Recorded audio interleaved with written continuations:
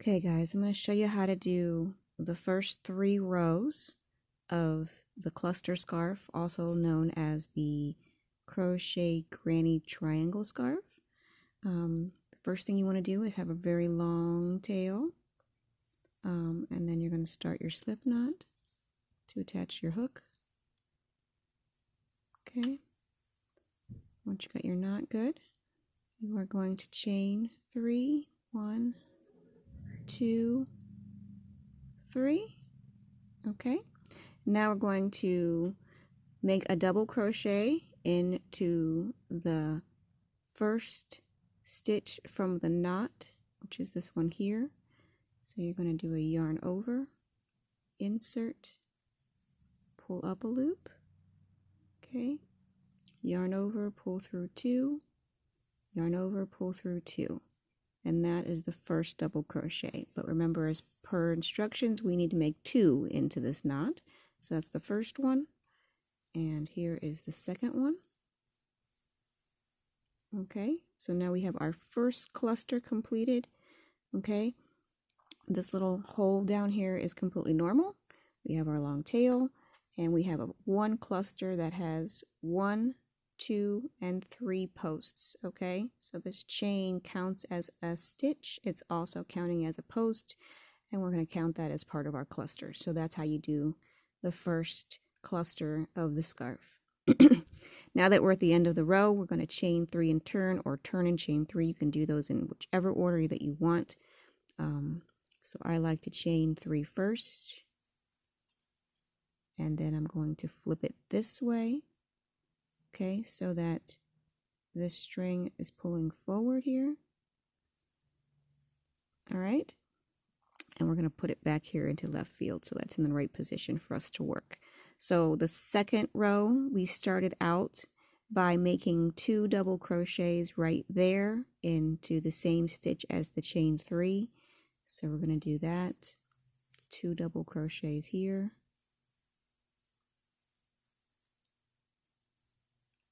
There you go. And that's the first cluster. This is going to be the first cluster of every row. So it's always going to be worked the same way. First stitch, 2 double crochets along with our chain 3 makes a full cluster of 3 stitches. Now, for the last stitch of this row, which is the second one, we're going to, the pattern directions say to go in the top of the chain 3. So the correct answer there would be this right here. Okay, so I'll do 1 so you can see what it looks like. So you can count, sometimes you can count from the stitches over. So this is the first stitch we worked. This stitch here belongs to this post. That's the one you skip, and then you can just, you go 1, 2, and the third thing, which is the top of the chain 3, is the correct answer on where you're supposed to put that. There is a sheet, however.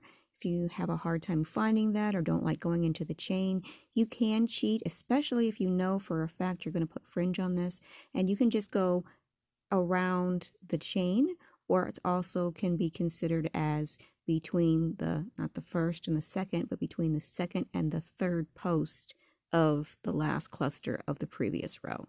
So the between the second and the third post is the same thing as around this chain. So you can go there as well. And that's a nice, quick, fast cheat because it's not as important to go into that chain. Going into the chain will make this a really nice straight line on your scarf.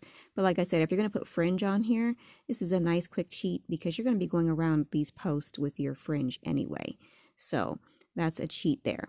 So for row 2, we have a cluster here and a cluster here, each one having 1, 2, 3 posts for this cluster, 1, 2, 3 posts for that cluster, and right there is the space between the 2. Okay, so row 2 is done. Row 1 has 1 cluster, row 2 has 2 clusters, and now we're going to chain 3 and turn again. 1, 2, 3, and I'm going to turn it that way. Okay, so now we're going to do row 3. Row 3 is the first introduction of what we do for all the middle sections or the middle clusters. So again, the first cluster is always the same. We're going to chain 3, and we're going to do 2 double crochets into the first stitch, and that gives us our cluster number 1. Okay, now for the middle clusters, you're going to be looking at our clusters. You're going to be counting by threes. So there's the first cluster. This row has 2 clusters, so we only have 1 in the middle, which is right here in this hole here.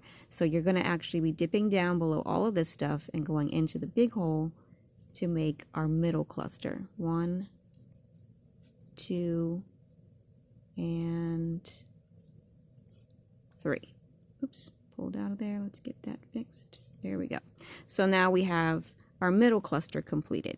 So again, the very last thing is always the last cluster of the previous row. We're going to either count 1, 2, 3, or just go around this chain, or you can count 1, 2, and then go right there into the top of the chain 3. So again, I'll just show you the cheat because it's easy to do. I know my beginner students are probably going to like that one better. 2 and 3. All right. And there you go. So this is the first 3 rows of the cluster scarf.